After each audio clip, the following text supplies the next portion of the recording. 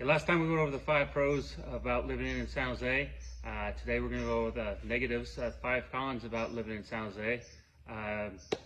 It's Chase, the Cowboy Realtor, and if you have any comments, please share them. And also, if you like the content, please follow and turn on notifications for more videos like this. Thanks for watching.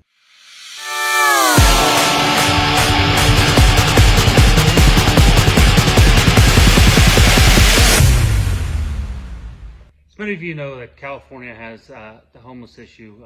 We do have a lot of people without housing around here, and fortunately, California, with the climate that we talked about last time, a lot of people enjoy here, even on the beach or even inland the valley, just because of the temperatures and everything else.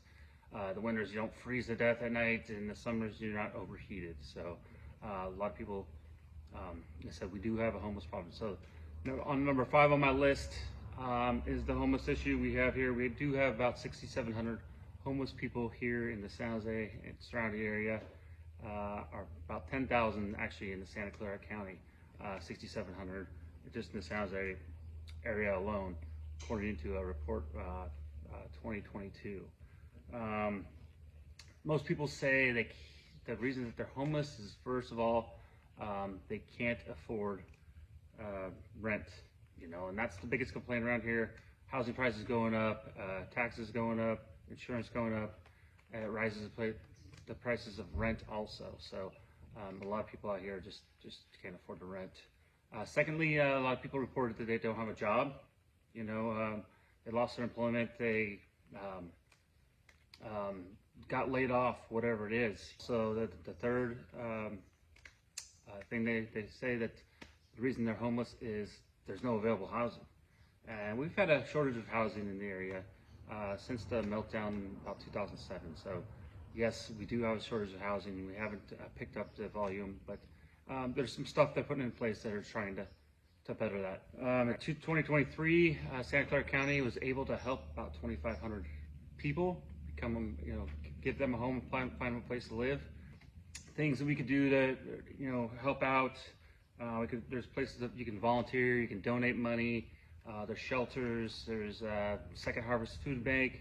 There's a lot of opportunities out there to help and to just, even if you don't have money, you can't donate.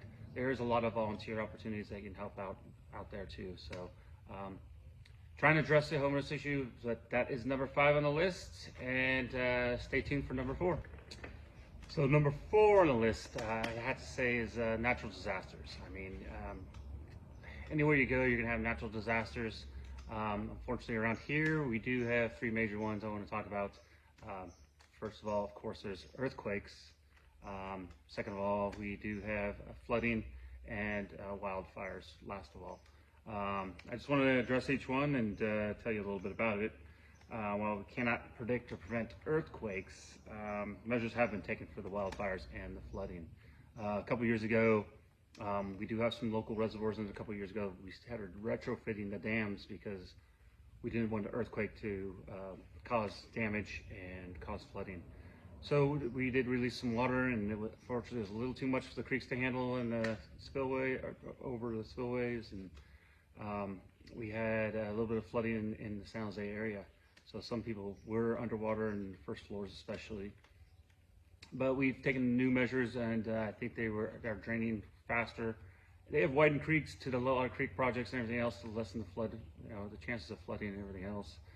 But that is a part of just having waterways in the valley. As far as wildfires in our area, San Jose does have some foothills, and then Santa Cruz Mountains and El Diablo Hills also. So there has been wildfires up in the hills. They haven't really come into the cities or destroyed a whole lot of buildings and structures, but there's always that chance. So they have taken measures now where putting power underground, and actually we in the more rural areas there has to be mowing next to structures, especially within 30 feet of structures, and then as the brush gets bigger or farther out, less mowing is necessary. But they are taking necessary measures, and you will be fined if you don't take those. As far as earthquakes, it can happen anytime. You never know when or where. and I'd rather take an earthquake over, a hurricane or tornado. I mean, I've been involved in a lot of earthquakes just because I lived here my whole time. Not too worried about tsunamis in the area. A few years ago, we did have a minor tsunami in, Santa Cruz Harbor. I knew that because we had a boat over there, and watching the videos, we had just taken the boat out a couple months prior. But watching the videos, they had a big swells, and there's a lot of property damage and everything else. But tsunamis, there are evacuation routes that they've put in place, but closer to the ocean, that's when you're gonna hit the tsunamis. But earthquakes, all the retrofitting they've done for buildings, and all the codes and everything they do for building now, I feel pretty safe and confident, and we just don't have that much damage. The '89 earthquake in Loma Prieta, there was some houses that fell at the foundation, but your retrofitting to bolting to the foundation has helped out a lot also.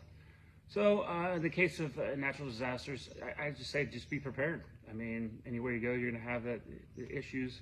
It may not be earthquakes, wildfires, and flooding, but it's going to be something else. So if you're prepared for it, great, and it's just part of life. So that's number 4 on my list. Let's go on to number 3. Number 3 on the list of cons of San Jose area. I say the pace of life. The pace of life around here is just, I call it keeping up with the Joneses sometimes. There's a lot of health fanatics out there that they love working out, and you just sometimes just don't feel like you're fit enough to fit in with some groups of people. Work-life balance is not always there. It's usually, work's a little heavier than the life side, and working overtime, working extra hours. I know people I'm hanging out with, they're on the phone after work hours, and a lot of times it's Zoom meetings. Being in the tech industries, you're dealing with people from halfway around the world, so you're usually on their time, the customer's time, and not on your time or the companies that you're working with. So the pace of life is always really fast around here, and it's people speeding all the time. You'll just see it, and sometimes it gives you a little anxiety, but if you learn how to manage your time and your work-life balance, I think everything should be fine. That was number 3, and stay tuned for number 2. Number 2 is the traffic. I've never been able to handle commute traffic or just regular traffic. I'm one of those people that just gets frustrated when I'm not moving or anything else. Around here, there is, it's in the top 30 cities in the U.S. for the most congestion, and you'll see that most of the time during commute hours, about 5 to 9 in the morning on the weekdays, Monday through Friday, and 3 to 7 in the afternoon on weekdays, Monday through Friday. And then on the weekends, it seems like it's been busy coming one way or another all day long. So in the mornings one way, out of town, and then in evenings back into town. Our average per day is 34.42 minutes of commuting for people that do commute. So that's at least an hour a day. So that's tough on a lot of people. The best thing to do with that is if you can travel outside of the commute times, go ahead and do that. That's the best way to avoid that congestion and everything else, traffic.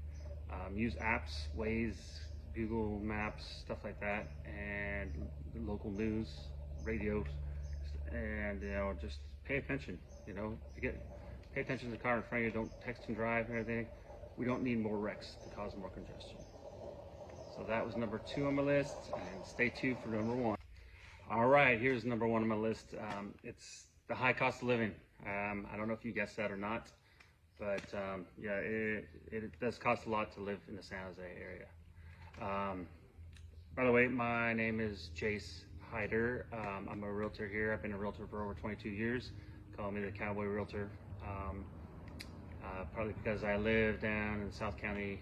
We have some acreage, just horse country down here and everything else. So if you like the channel and you want to get more content, please subscribe and turn on your notifications. And in the comments, if you could do any suggestions, and I'll read those and then follow up. The high cost of living here. it's higher than 78% of the rest of the country. So San Jose, it does, for all the things I named in the last video, the pros, this is why it's so high, I believe. We don't have a whole lot of room to build anymore, so we're trying to, really build smaller, more affordable housing, less yards, but we just kind of ran out of land. So it is higher than the national average. According to salary.com, we had an increase in costs of living at about 2.9% over the last year. So that has to do with, based on food, transportation, and housing. That's what's gone up 2.9%. The minimum wage here in California is $16 an hour, and I don't know if you heard that fast food workers now getting $20 an hour for most food chains that they have. So yeah, $20 an hour might be a lot for a lot of places, but around here it's still not enough to make a living. Can't afford a house or anything else at $40,000 a year. But we haven't, since the laws enacted in April 4th, we haven't seen a whole lot of difference here. For example, In-N-Out Burger was anywhere from $22 to $24 an hour, even before they did the minimum wage increase. So the minimum wage to $20 an hour hasn't really affected our area and seen the prices jump up or anything else because they are already built in there. So, but still, you can't, you still can't afford anything from there. You probably have to be renting a room or, sharing the cost, living in a house with somebody else at even at $22 to $24 an hour. The median home price in Santa Clara County is one of the top in the nation. It's one of the top 5. I think it's maybe even second. Median home price is $1,553,000. So you can imagine. We may have some condos and stuff in mid to high 100,000s, but most entry-level stuff, single-family houses, are going to be $1 million and over, and that's for the cheaper areas. It's tough to find anything under $1 million nowadays. But anyway, that's my list, and I hope you enjoyed it. And like I said, subscribe and give me a comment, give me a like, and I will keep putting out content, and let me know what you guys want to hear. Again, my information is below. If you have any questions or anything, please don't hesitate to text, email, or call. I'm available for you, and hope to see you around. Thanks a lot for watching.